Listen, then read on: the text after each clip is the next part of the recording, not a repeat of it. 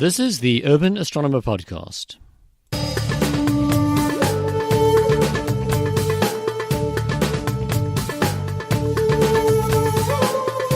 Hi there, this is Alan Fassholt speaking, and you are listening to the 38th episode of the Urban Astronomer Podcast.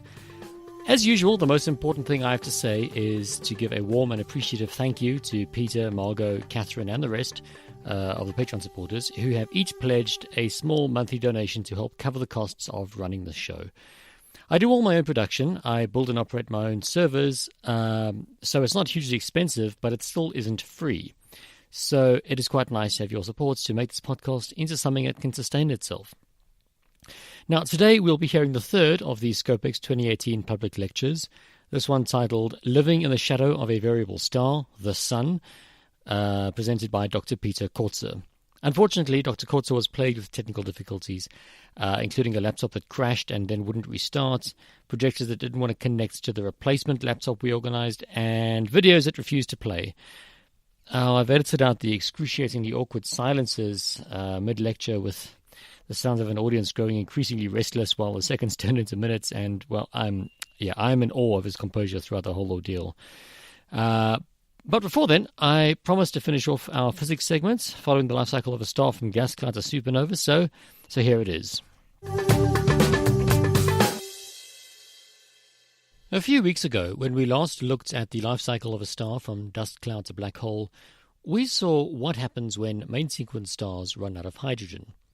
If they're small enough, if they're red dwarfs, they just fade away, although they're so efficient that this takes trillions of years to happen. Anything bigger, though, will not only accumulate all of the helium ash into the core, which eventually separates out into a new non-burning core surrounded by a shell of fusing hydrogen, it also eventually gets hot and dense enough that the helium itself begins fusing into heavier elements, leading to a whole chain reaction of events that result in the star ballooning outwards. Our own sun will consume the inner planets, possibly up to and including the Earth, or even Mars, depending which models you find most convincing. But that begs the question. What happens when the helium runs out? And how long does that take? So let's look at a star that started out the size of our sun. It ran out of hydrogen. It had a helium flash when the core reignited. The outer layers were ejected into space to make a gorgeous planetary nebula. The inner planets are all cooked. And then what? Well, that depends on how deeply you want to look. There is a whole huge lot of nuclear physics going on in that core, with new elements being forged, although the primary reaction is called the triple alpha process. An alpha particle is 2 protons and 2 neutrons bound together, a helium-4 atom, missing all of its electrons, in other words. So, at the beginning of this reaction, you have a load of helium, and at the end of it you have carbon, with a whole bunch of very short-lived, unstable isotopes of stuff like beryllium and lithium.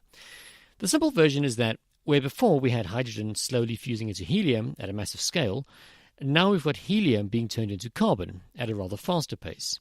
The carbon accumulates to form a new core until fusion stops and the star dies, cools, shrinks, and becomes a white-hot soup of ultra-dense helium atoms mixed with heavier elements deeper down. This, once again, is a white dwarf. But if the star was a lot heavier to start with, then there's still enough mass and pressure to keep things going long enough to build up a sizable carbon core, which, it ignites. Each new reaction is faster, produces a wider range of end elements at a high temperature, and requires ever more heat and pressure to sustain. That is, right up until you're making iron. So our extra massive star, way bigger than the sun, has been fusing hydrogen into helium, helium into carbon, and so on, working its way along the periodic table until it is at a stage where it is producing iron. The iron accumulates, the fuel for this reaction starts to run out, the star begins collapsing into the iron core, and something's different this time. You see, up until now, every fusion reaction has produced more energy than was needed to make it happen in the first place. You have to heat and pressurize hydrogen to a certain degree to make those atoms combine, but when they do, they release more energy than you put in to get them together in the first place. But when you make iron fuse, that doesn't happen. It takes so much energy to bind 2 iron atoms together that you end up with an energy debt. Not only does the resulting product not come out hotter, it actually comes out colder, and that is catastrophically bad for a star. See, up until now, every time a new fusion reaction has started, it was because the core was collapsing inwards, ramping up the temperature and pressure until the core fired up again. And when it did, all that extra fire and fury would push back, stop the collapse, and eventually the star would achieve a new stable equilibrium. But now, the core has begun collapsing inwards under the force of gravity and untold gazillions of tons of material, and the fusion of iron has begun, and instead of heating up and pushing back, it's cooling down and giving way. Fusing iron makes the core collapse even faster, and when that happens, things go wrong very fast. Now, there's an important physics topic that I've ignored up until now. It's called degenerate matter, and it comes in various forms. Normal, non-degenerate matter is made up mostly of empty space. You've got your protons and neutrons all huddled up together in an atomic nucleus, and you've got a matching number of electrons swarming around in shells around the core. But from the perspective of the particles making up that atom, these electrons are miles apart. There is an absurd amount of empty space between them all, and it's only the weird quantum nature of the various atomic forces inside the atom that keep them that way. And if we zoom out, we find that the individual atoms are constantly shaking and bumping around. This part you already know, because we covered it in exhaustive depth right at the beginning of the series when we were talking about the gas laws and pressure and temperature and so on. In fact, I want to recap a bit at this point. Let's go back to looking at just some gas, which is made up of lots of molecules flying around in space, bouncing off of each other all the time. And the summed up total of all these collisions, averaged out over time, is what we feel and can measure as pressure. And we're compressing it, and as we do this, the pressure and the temperature go up, and the volume, the amount of space that it all takes up, goes down. Eventually, though, we get to a point where we've squeezed out all of the space between the atoms, and instead of bouncing around off each other like pool balls on a table, they're rubbing and jostling each other, sliding around, squeezing through each other's gaps, and we no longer have a gas, we have a liquid. And because there's no more space to take up, it is enormously harder to compress a liquid than it is a gas. It's so much harder that, for most practical purposes, we just say you can't compress a liquid. But you can, if you've got the entire weight of a star behind you. And so you keep pressing harder and harder, and those atoms will eventually be forced to lock together into the tightest possible formation, all neatly packed like cells in a honeycomb, or the tiles on a bathroom floor. No space is left, not even tiny little gaps. The atoms are now both arranged into a crystal lattice of some form, and they form chemical bonds holding them there. This is called a solid, and you absolutely cannot compress solids because there is nothing left to give. Well, there is. There's maybe a more compact configuration or a more efficient way to pack those atoms, but there's all that space inside the atoms. But now we are fighting against the much, much stronger forces that hold atoms themselves together. So it's getting quite a bit harder to press them deeper. But you can eventually make some progress. But you're eventually going to run into the Pauli exclusion principle.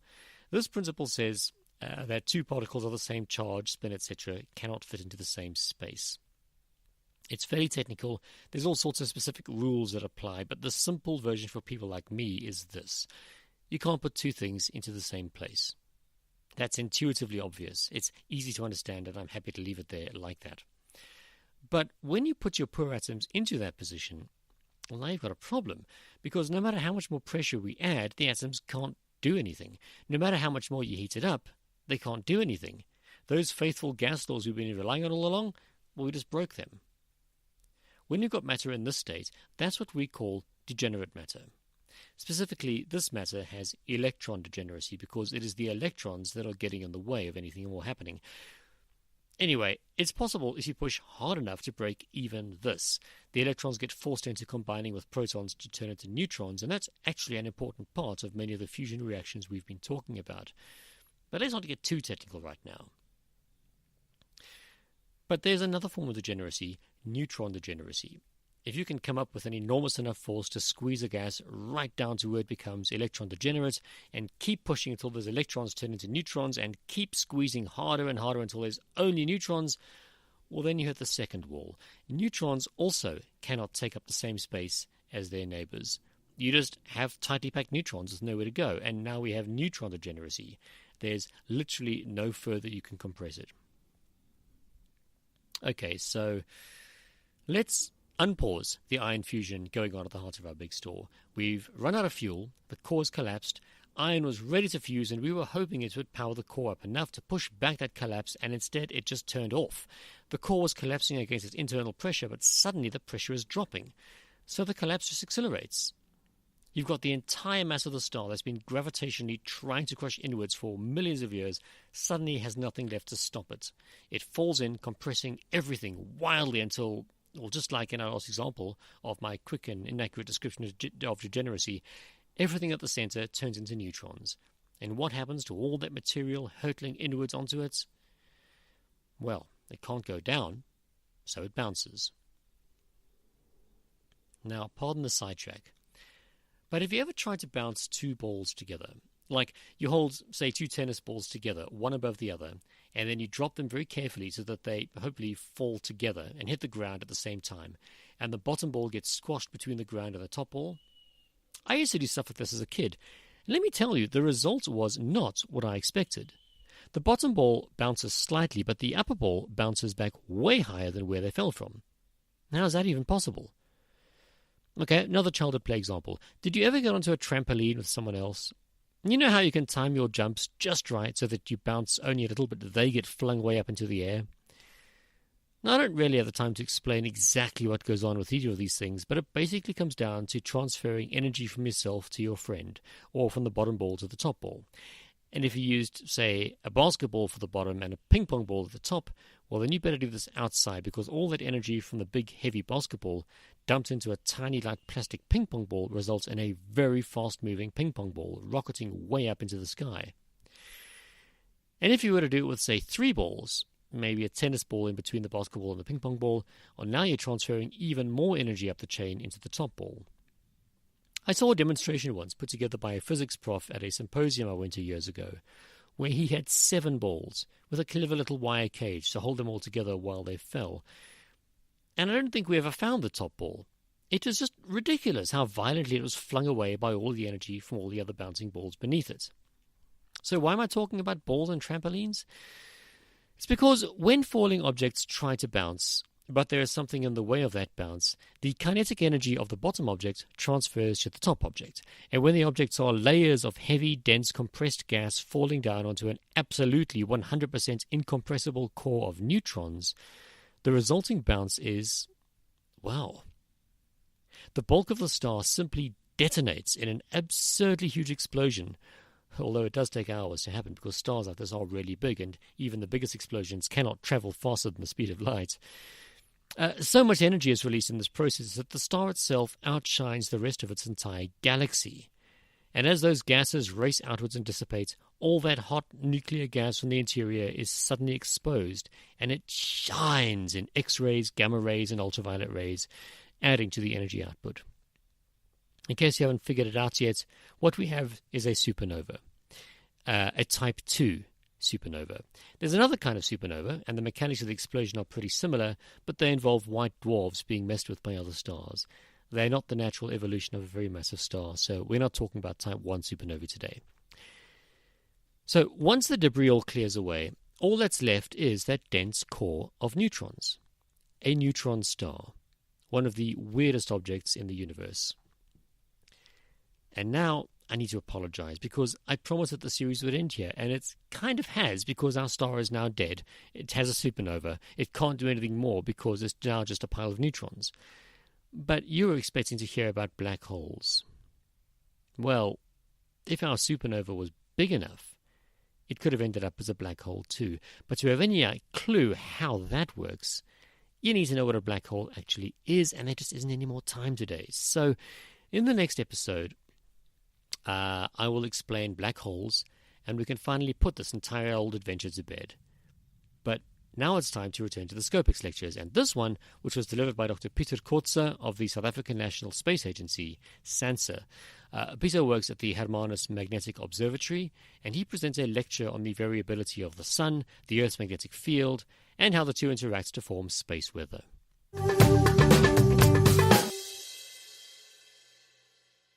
So space weather has got a profound influence on our own lives, our own quality of life, almost every day of our life. although we live in the shadow of a star, the sun is actually the biggest supplier of energy in our solar system. Without the sun, the Earth would not have been able to sustain life, and life would not have been able to evolve on this planet. So the sun provides the energy, but let me see. Okay, when the sun sneezes, there's a great possibility that we on Earth, or the Earth planet itself, can get a cold.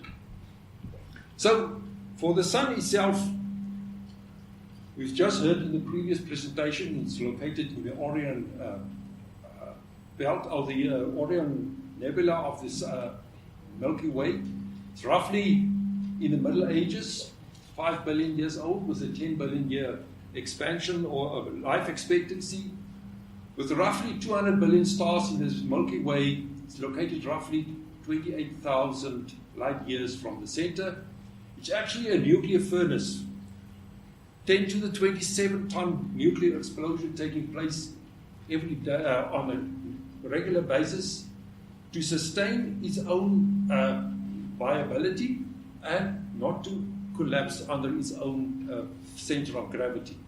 The core temperature of 15 billion degrees Kelvin, deuterium and tritium is being fused together to form helium at the rate of 700 million tons per second. Although it's a fairly small star, almost 1.3 million Earths can actually easily fit in it. It rotates roughly around about 27 days, which we call the synodic periodicity of the sun, and at a distance of 150 million kilometers away from us. It takes 8 minutes for the radiation to reach us. So every time you do sunbathing on the sandy bay, you just take and appreciate the fact that the sun rays that actually reaches you left the sun actually 8 minutes ago. There are different spots and features on the sun that's both important and determines space weather. One is actually a solar flare. I haven't got videos loaded due to the problems that we had, so I wanted to show you how a typical solar flare look like, but unfortunately it's not possible. These sunspots occupy vast areas on the sun, sometimes 200,000 kilometers in diameter. Coronal mass ejections is a feature of space weather during solar maximum. Then we have an increased number of sunspots. It's called the solar cycle, the 11-year solar cycle, and coronal holes are the features of what we see during solar minimum.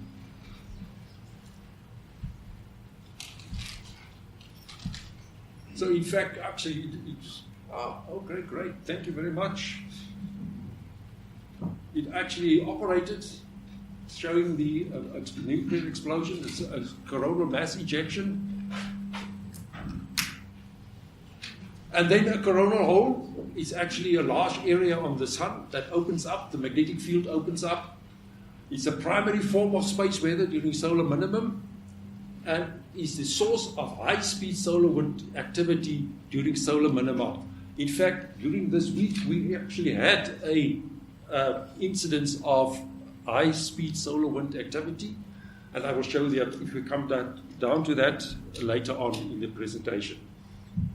So, solar activity, sunspots activity is closely related to the existence of magnetic storms, geomagnetic storms, and they correlate closely with the number of sunspots. And that is what we have our solar cycle. However, these solar cycles are not equally. They can extend over long periods of time. And actually, during the 1650 to around about 1735, we experienced a very long solar minimum period, abnormally long. It's called the Maunder minimum. Interestingly enough, it also coincided with a very cold period in Europe, but due to, if you look at the tree ring record in southern Africa, the whole Earth actually was involved or engulfed into a very cold period during that time. That made us thought, scientists starting to think that there's a close relationship between the solar activity and normal weather. However, there's still a lot of controversy involved in that.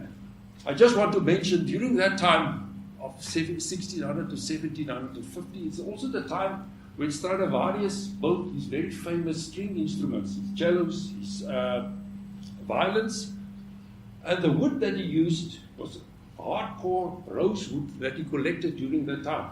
So the theory goes that during that time the trees grew very slowly. The tree rings are actually very close together, close, and produced the wood unprecedented in the history of time. So basically what we actually see here is that the sun had a profound influence on the growth rate of trees and also then perhaps on the quality of the Stradivarius instruments that were built during that time. Sunspots form a very interesting pattern. When the solar cycle starts, it's at high latitudes, and as the solar cycle progresses downwards, it moves down to mid latitudes, low latitudes, and then disappear altogether and start all over again. That is what we call the solar cycle butterfly pattern. So what is actually happening at the moment with our present solar cycle that we are in? Solar cycle 23 has been completed. It actually, during that period, 2006, 7, 8, and 9, we had a very long solar minimum period with very little activity on the sun itself. The solar cycle sunspot dropped to a 100-year low. Total solar radiation dropped by 0.1%, which does not seem very much, but in terms of the radiation budget that reaches the Earth, it had a profound influence on tropospheric and higher activities and the chemical composition in the atmosphere itself. Cosmic rays, they dropped to very low, normally repelled by the solar wind. They actually surged to extreme heights during the space age. These events upended the normal picture of the solar minimum as actually being uneventful. But what is actually happening now at the moment? We are actually now going down in solar cycle 24. So what is the problem, or what is currently happening? Solar cycle 24 is declining more quickly than had ever been forecasted by models. 2018, the sun has been black for almost 60% of the time, and while whole weeks are going by without any sunspots to be determined.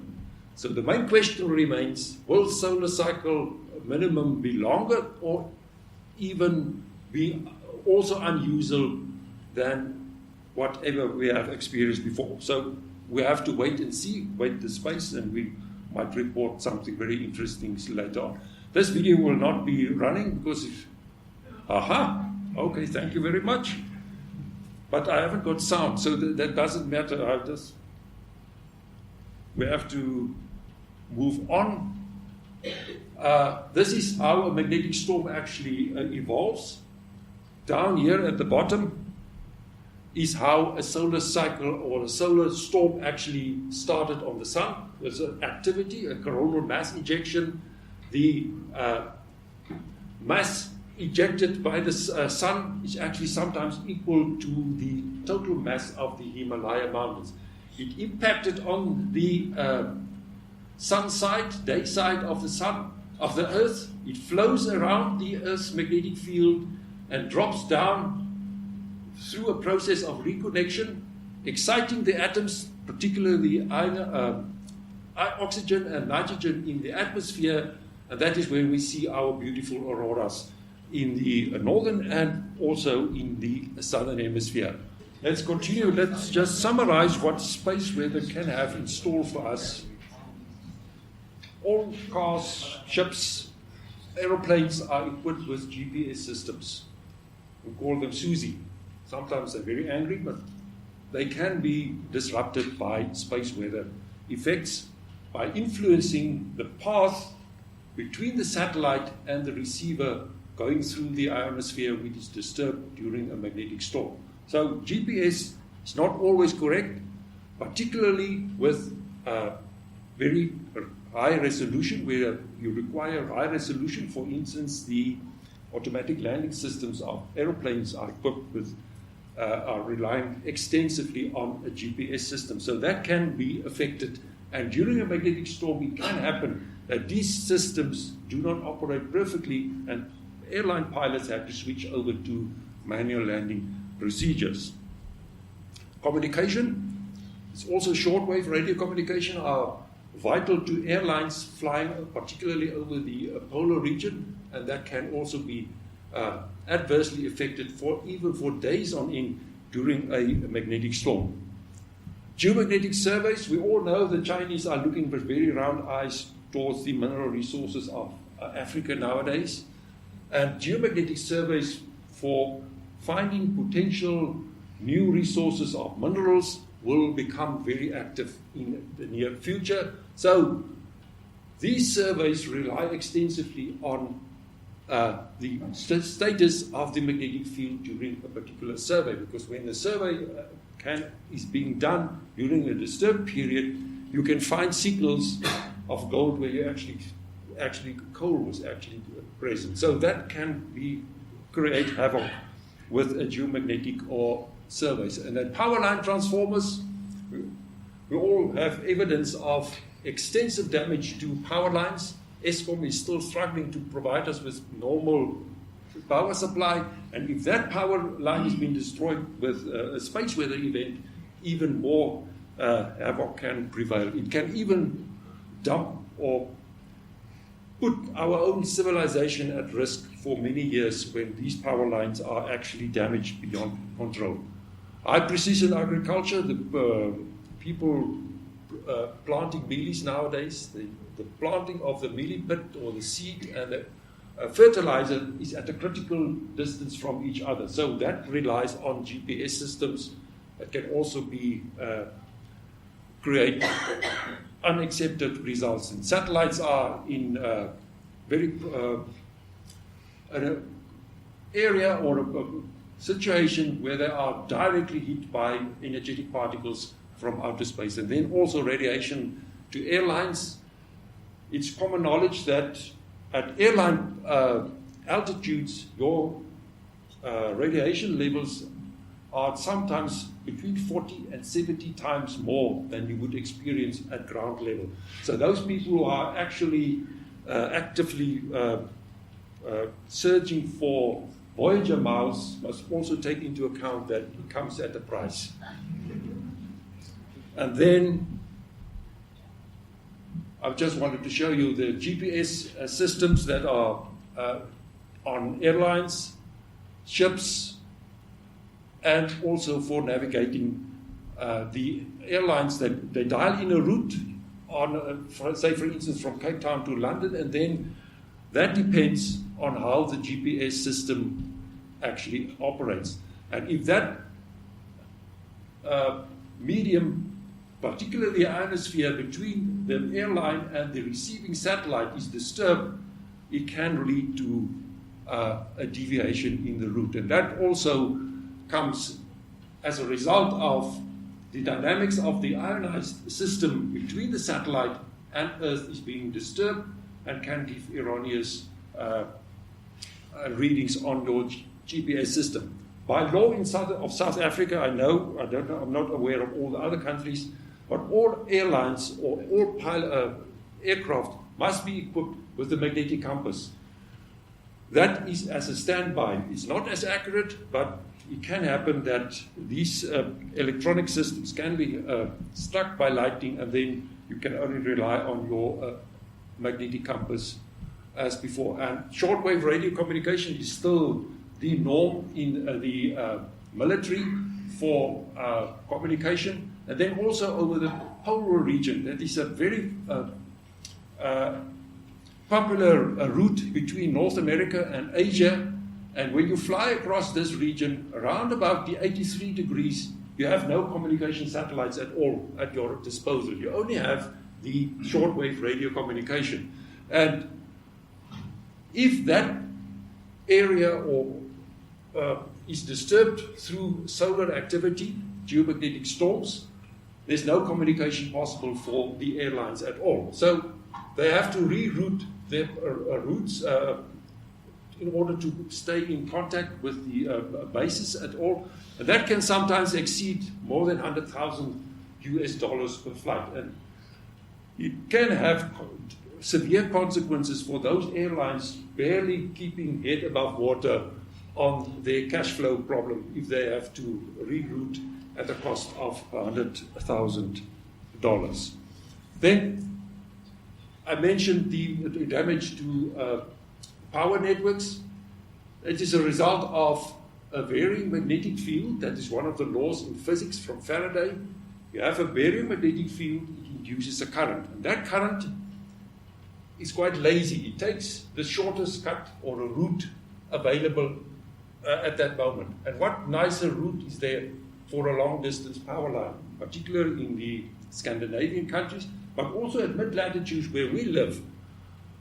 There's evidence that these geomagnetic induced currents can actually damage transformers beyond repair, and they have to be replaced. And that is the size of these transformers that they cannot buy them off the shelf from Midas. You have to redesign them particularly for the specifics of a particular power network. I wanted to show you something about the magnetic storm of October 2003. That magnetic storm actually happened during the downward phase of solar cycle 23, completely unexpected. It created it's actually the 8th largest magnetic storm ever recorded in mankind's history. So we used satellites, the SOHO satellite. SOHO stands for Solar and Heliospheric Observatory. It's located at the L1 libration point that is 1.5 million kilometers away from the Earth towards the Sun, where the gravitational field of the Sun and the Earth cancels each other out. So that provides a 300 or 65 days observation of the Sun. So we've progressed quite a lot since Stonehenge, which was also built as a solar observatory. Nowadays we use a satellite. It's much more prominent and much more convenient with data availability on a continuous basis. That is the size of the sunspot that appeared on 29th of October. That is the size of the Earth that we can see. What actually made it even more dangerous, it was in a geoeffective position. That means it was directly in line with the orbit of the Earth. So it was actually like a shotgun aimed in line of the Earth. That is what we could see from the LASCO SOHO Observatory. That is a coronagraph, that is the size of the Sun, and this disk in front of the CCD camera actually blocks off the bright spark part of the solar surface, and we can only see how the solar corona actually behaved during that particular period. Here we see is the 26th of October, massive activity, and then all of a sudden here, around about 28, 30, that was when the energetic particles actually blinded the CCD camera of the coronagraph on board of the SOHO satellite. So that meant these particles were directed directly towards the Earth's magnetic field, and what happened then, we were just at the mercy of the solar magnetic storm. That is a result of a transformer damage at Ruacana. That is another one that got its best life behind itself. That was near Lesotho. And that is the index or the activity index for space weather as we recorded it on a planetary basis. So what happened during that particular storm? The ionosphere was so disturbed that the vertical error for the automatic landing technology on the aircraft was actually more than 50 meters. So that is what I said you had to use, or the pilots had to use manual landing procedures. Polar airlines had to be diverted to lower latitudes, and not even to speak about the human exposure to increased solar radiation. Even here in Southern Africa, we didn't escape the effects of the solar activity or the magnetic storm.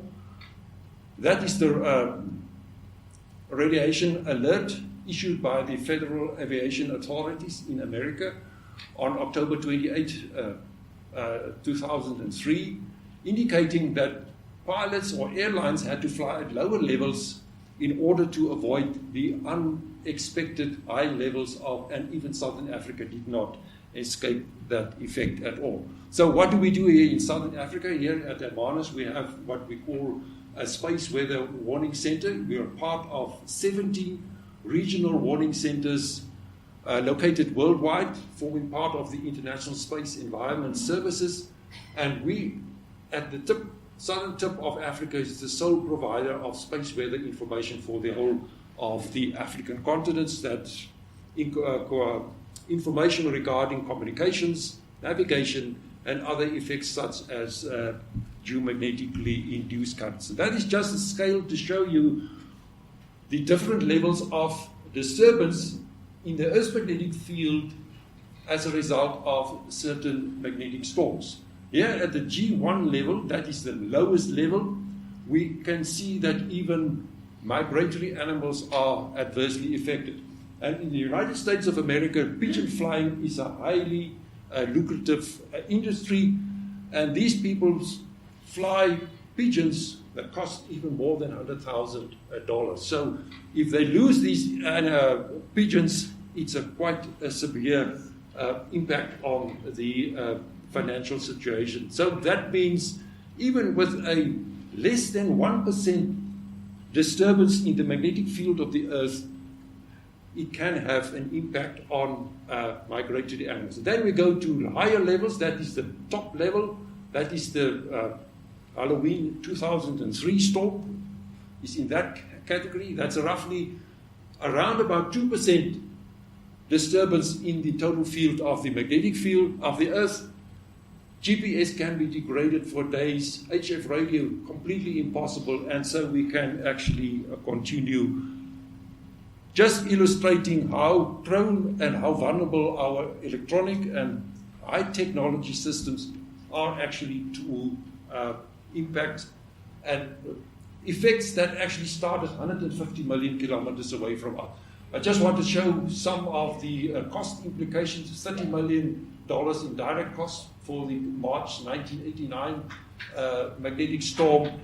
Satellites were damaged beyond repair, and then Polar Airlines, we know, had to dig up very deep into their pockets in order to prevent a loss of communication and also unnecessary or unwanted exposure from radiation.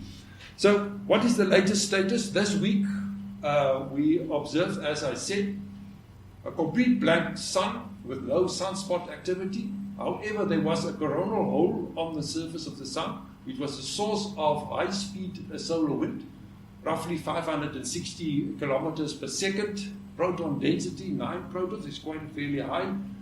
And without even any activity like a coronal mass ejection, we recorded a G1 magnetic storm. That was the aurora observed at Tromsø in Norway, and that was simultaneously in Queensland, New Zealand. We could also see the aurora australis, and that is how the magnetic field behaved at Hermanus due to the impact of this high-speed solar wind on our environment. So nobody can escape the effects of a magnetic storm. It's not a high-pressure or a low-pressure system that will affect only localized regionals. The whole of the Earth is a victim of what happens on the sun. And that's, my dear friends, thank you very much, in spite of all the problems.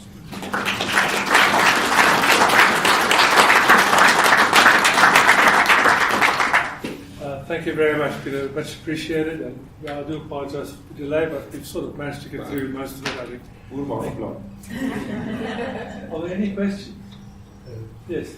The equator of the rotation of the sun, is that oblique to the ecliptic? No, not really. It varies according to the orientation of the Earth itself. It's not. It varies with the season. So it's not always the same in the ecliptic. It can vary with time, but not very much. It's a few degrees. It's actually the more. Yes. Are you excited for the Parker Solar Probe to Oh, start scientific observations? Yes, absolutely. It's on my to-do list, and the Parker Solar Probe will provide us with information unprecedented in the history of mankind. And we hope to observe stuff that we could only be dreaming of in the past, and now it will be possible to study in detail how the sun actually behaves and look into coronal holes and these coronal mass ejections of the physics behind the solar wind and the physics of the space weather itself. Okay. Well, thank you very much, Peter. Thank you very much.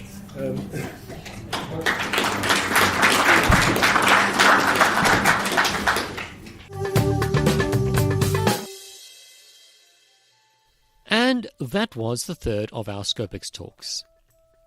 If you liked what you heard, you should really think about subscribing in iTunes or Apple Podcasts, they're calling it now, or on Google Podcast, or in whatever app you use to fetch your podcast. Just to guarantee that you will catch the next episode without having to hope you catch the announcements on social media. Just head on over to urban-astronomer.com and find the podcast subscribe button that best suits how you listen to podcasts. Now, if you're up for it, and if you have a minute or two to spare and you'd like to help grow the show, you can also leave a rating and a review. Or even better, share the subscribe link with your friends and family. And if you'd like to help cover costs, well, all you need to do is click the Patreon link, again on the urban-astronomer.com website, and pledge a few dollars. Now, next episode, we'll be playing the fourth of the ScopeX recordings by Clyde Foster, director of the Shallow Sky section of the Astronomical Society of South Africa. Clyde is an excellent planetary photographer, and he is globally recognized for his scientifically valuable images of weather events on Mars and Jupiter, which he captures from his suburban backyard observatory. But until then, thanks for listening, and clear skies.